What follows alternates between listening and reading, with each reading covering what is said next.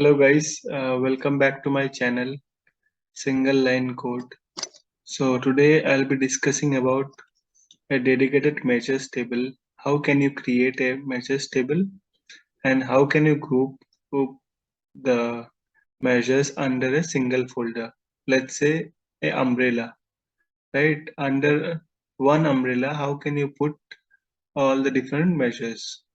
That umbrella you can think of as a folder.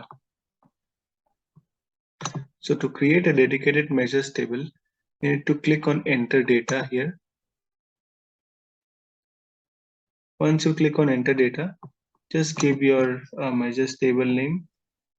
Let's say measure table 4. Once you're done with the name, just click on load. It will take some time, like a second, not a minute, but yeah, depends upon your laptop speed. It's creating, and once this measures table is created, it will just come up in the right hand side where fields columns are present.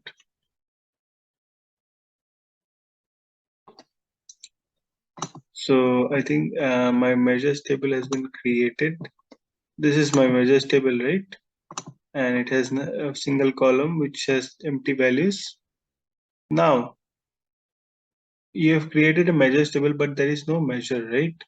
You need to either create a measure and then those pull those measures in the measures table, or you can move the existing measures under this table.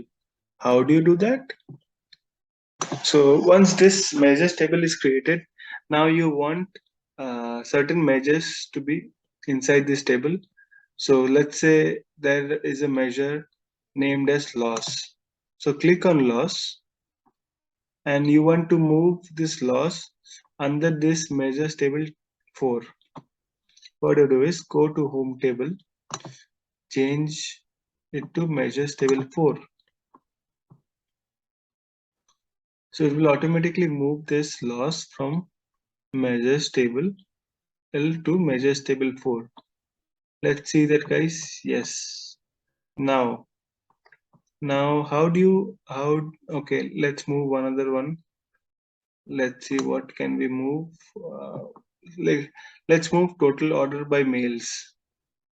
Let's select total order by mails and just select measures table 4.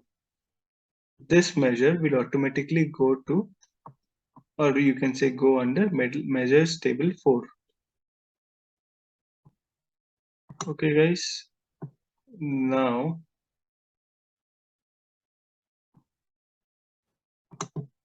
okay, fine. Now imagine, okay,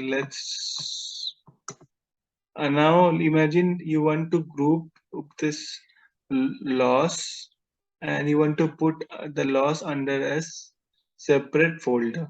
How do you do that? Just click on loss, go to the relationship tab.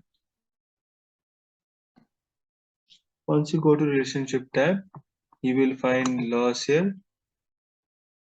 Just put your folder name, let's say new measures. Once you put the folder name, it will automatically create those folder, and you will under those folder you will see the measures. See, guys, able to see, right? And under measures table, you don't require this, right? You can delete this. Under measures table 4, you are able to see the two folders, right? With measures, folder name as measures, and new measures. New measures are having loss. So you can also drag and drop. You can drag and drop this total order by mails to the new measure folder.